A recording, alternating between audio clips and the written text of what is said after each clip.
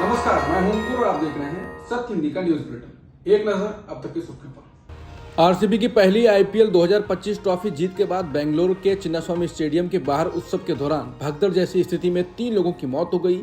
इसमें बड़ी संख्या में लोग घायल हुए हैं। हालांकि कुछ मीडिया रिपोर्ट्स में मरने वालों की संख्या ज्यादा बताई जा रही है।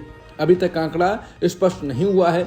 बता दें, हजारों प्रशंसकों ने आरसीबी की विजय परेड में हिस्सा लेने के लिए स्टेडियम के आसपास जमा होकर उत्सव मनाया, लेकिन स्थिति उस समय अनियंत्रित हो गई जब भीड़ पर काबू पाने के लिए पुलिस को लाठीचार्ज करना पड़ा।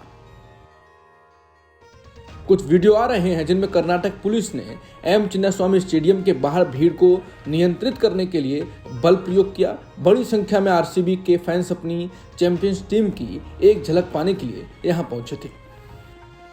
एशियन डेवलपमेंट बैंक यानी एडीबी द्वारा पाकिस्तान को 6,861 करोड़ रुपए की आर्थिक सहायता देने की घोषणा ने भारत में एक नया राजनीतिक विवाद खड़ा कर दिया है। ये घोषणा तब हुई जब एडीबी अध्यक्ष की पीएम मोदी से 1 जून को हुई मुलाकात के महज 3 दिन बाद ये घोषणा हुई। इसी बीच खबर आई कि पाकिस्तान को संयुक्त राष्ट्र सुरक्षा परिषद की आतंकवाद रोधी समिति का उपाध्यक्ष भी बनाया गया।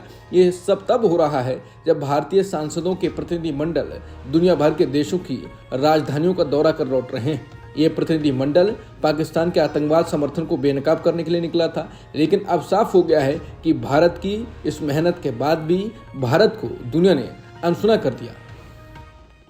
एडीबी बैंक की पाकिस्तान को मदद के बाद कांग्रेस ने कहा कि दुनिया भर में घूम घूम कर विश्वगुरु की डफली बजाने वाले नरेंद्र मोदी को पोल खुल गई। एशियन डेवलपमेंट बैंक ने पाकिस्तान को 6,861 करोड़ रुपए दे दिए हैं। सिर्फ 3 दिन पहले मोदी एशियन डेवलपमेंट बैंक के अध्यक्ष मसातो कांडा से मिले थे और 3 दिन बाद ही पाकिस्तान को बड़ी रकम दे दी गई। इससे पहले आईएमएफ पर भी मोदी सरकार का जोर नहीं चला था और पाकिस्तान को कर्ज मिल गया था, वो भी तब जब भारत पाकिस्तान के बीच संघर्ष चल रहा था। साफ है, नरेंद्र मोदी ने विश्व पटल पर हमारे देश का बहुत नुकसान किया है। ये नुकसान इस वजह से हुआ कि नरेंद्र मोदी अपनी छवि चमकाने, फोटो खिंचाने और फर्जी विश्वगुरु की ढपली बजाने में लगे रहे। भारत के मौजूदा चीफ जस्टिस बीआर गवई ने कहा कि रिटायर होने के बाद वो कोई भी सरकारी पद नहीं लेंगे। हालांकि और भी जजों ने ऐसी घोषणा की और पद नहीं लिए, लेकिन सीजेआई गवई की घोषणा इसलिए महत्वपूर्ण है क्यों वो मौजूदा समय में सबसे बड़े पद पर हैं और ऐसी घोषणा कर रहे हैं। सीजेआई गवई ने कहा कि रिटायरमेंट के तुरंत बाद जजों द्वारा सरकारी पद स्वीकार करना या चुनाव लड़ना न्यायपालिका की स्वतंत्रता और निष्पक्षता पर गंभीर सवाल उठाता है। ये बयान उन्होंने यूनाइटेड किंगडम के सुप्रीम कोर्ट में एक गोलमेज चर्चा के दौरान दिया। सीजेआई गवई ने जोर देकर कहा कि अगर कोई जज रिटायरमेंट के बाद तुरंत सरकारी पद स्वीकार करता है या चुनाव लड़ता है तो ये धारणा बन सकती है कि उनके निर्णय भविष्य के राजनीतिक या सरकारी लाभ की उम्मीद से प्रभावित थे। इससे जनता का न्यायपालिका पर भरोसा कमजोर हो सकता है।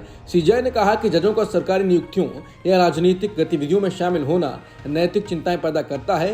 ये संदेह पैदा कर सकता है क्या उनके निर्णय निष्पक्ष। उन्होंने ये भी बताया कि वो खुद और उनके कई सहयोगी जजों ने रिटायरमेंट के बाद किसी भी सरकारी पद को स्वीकार न करने की शपथ ली ताकि न्यायपालिका की विश्वसनीयता और स्वतंत्रता बनी रहे। केंद्र सरकार ने विपक्ष की विशेष सत्र की मांग को दरकिनार करते हुए बुधवार को संसद के मानसून सत्र की घोषणा कर दी। केंद्रीय संसदीय कार्य मंत्री किरण रिजिजू ने बताया कि मानसून सत्र 21 जुलाई से 12 अगस्त तक चलेगा। रिजिजू ने कहा कि हमने संसद का मानसून सत्र 21 जुलाई से 12 अगस्त तक बुलाने का फैसला किया। Cabinet committee on parliamentary affairs ने तारीख तय की है और अब प्रस्ताव राष्ट्रपति को भेजा जाएगा। ये मानसून सत्र पहलगाम आतंकी हमले और उसके बाद हुए ऑपरेशन सिंदूर के बाद पहली बार आयोजित किया जा रहा है। पंजाब पुलिस ने पाकिस्तान को खुफिया जानकारी मुहैया कराने के आरोप में यूट्यूबर जसबीर सिंह को गिरफ्तार किया है। यूट्यूबर जसबीर सिंह को गुरुवार को मोहाली कोर्ट में पेश किया गया। पुलिस ने दावा किया कि एक जांच में पता चला कि इसका संबंध एक पाकिस्तानी खुफिया ऑपरेटिव शाकिर उर्फ जट रंधावा से है। गौरव यादव ने यह भी बताया कि वो यूट्यूबर ज्योति मल्होत्रा और पाकिस्तानी नागरिक और पाक उच्चायोग के निष्कासित अधिकारी एहसान उर रहीम उर्फ दानिश के साथ भी संपर्क में बनाए हुए था। अंतर्राष्ट्रीय रेड क्रॉस समिति के अध्यक्ष मिर्जाना स्पोलजारिक ने कहा कि धरती पर गजा नरक से भी बदतर हो गया है। उन्होंने कहा कि मानवता पूरी तरह से खत्म हो गई है। उन्होंने आगे कहा कि इस युद्ध को समाप्त करने, फलस्तीनियों का दर्द खत्म करने और इजरायली बंधकों को रिहा कराने के लिए देश पर्याप्त कदम नहीं उठा रहे हैं। उन्होंने कहा कि फलस्तीनियों से मानवीय गरिमा छीन गई है और अंतर्राष्ट्रीय मानवीय कानून को खोखला किया जा रहा है। गजा में जो कुछ भी हो रहा है वो किसी भी कानूनी, नैतिक और मानवीय मानक से स्वीकार नहीं किया जा सकता। अब तक की सुर्खियों में इतना ही। बाकी खबरों के लिए बने रहिए सत्यहिंदी.com के साथ। Copyright disclaimer under Section 107 of the Copyright Act 1976. Allowance is made for fair use for purposes such as criticism, comment, news reporting, scholarship, and research. Fair use is a use permitted by copyright statute that might otherwise be infringing.